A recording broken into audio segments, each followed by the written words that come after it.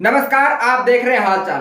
कल प्रधानमंत्री नरेंद्र मोदी जी ने नालंदा विश्वविद्यालय के नवीन परिसर का उद्घाटन किया और इसी के साथ फिर से शुरू होता है जनता को गुमराह करने का और झूठ बोलने का इनका सबसे बड़ा दौर। और साथ में मीडिया भी झूठ पर झूठ बोले जा रही है। न मीडिया आपको कोई तथ्य दिखाएगी, न आपको कोई सच बताएगी। मीडिया को तो बस पापा की गुलामी करनी है। उद्घाटन करने के बाद भारतीय जनता पार्टी ने दावा करते हुए कहा कि नालंदा विश्वविद्यालय बख्तियार खिलजी ने उजाड़ा और प्रधानमंत्री नरेंद्र मोदी ने 800 साल बाद संवारा।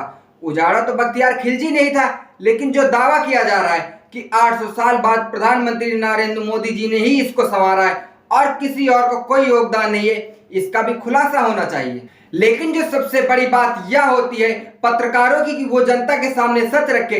वहीं सबसे बड़े दलाल पत्रकारों में से एक अमन चोपड़ा बड़ी ही ईमानदारी से अपनी दलाली करते हुए लिखता है कि 497 सालों बाद राम मंदिर तो 815 साल बाद नालंदा यूनिवर्सिटी भारत का सांस्कृतिक पुरातन वैभव लौटाने के लिए मोदी का नाम हमेशा स्वर्णिम अक्षरों में लिखा जाएगा। लेकिन अब बारी है सच जानने की, क्योंकि ये गूंगी बहरी मीडिया आपको सच नहीं बताएगी। आखिर किसका है सबसे बड़ा योगदान नालंदा यूनिवर्सिटी को फिर से बनाने में? आखिर किसका नाम स्वर्णिम अक्षरों में लिखा जाना चाहिए? कि इस गूंगी बहरी मीडिया का या झूठ बोलने वाले प्रधानमंत्री मोदी जी का?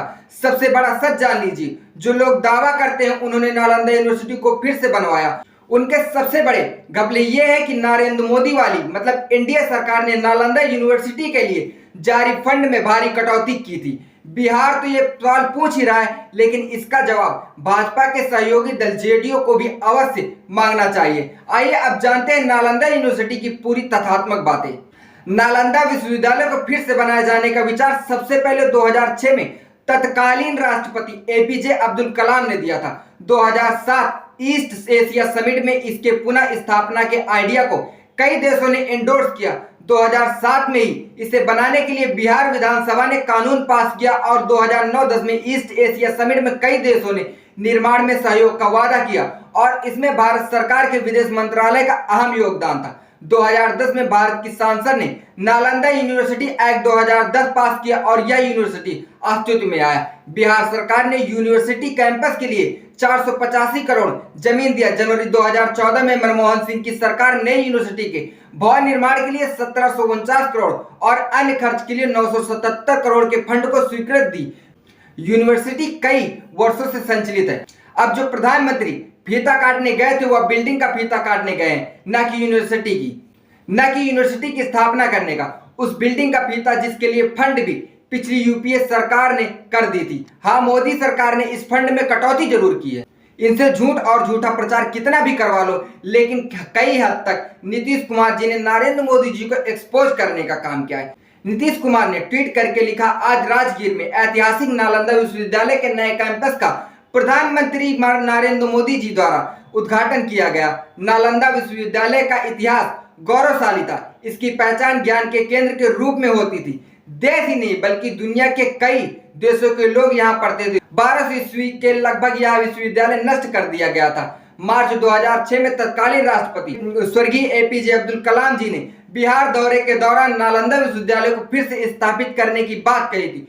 उस समय से हम लोगों ने नालंदा अंतर्राष्ट्रीय विश्वविद्यालय को पुनर्स्थापित करने की पहल शुरू की। वर्ष 2010 में हमारे अनुरोध पर लोकसभा के इसके लिए बिल पारित किया गया। राज्य सरकार ने 455 एकड़ भूमि अधिग्रहण कर केंद्र सरकार को सौंप दी। वर्ष 2014 में देश में श्री नरेंद्र मोदी जी की सरकार बनी और फिर नालंदा विश्वविद्यालय का काम तेजी से होने लगा। वर्ष 2016 में तत्कालीन प्रणब मुखर्जी जी ने इसका शिलान्यास किया।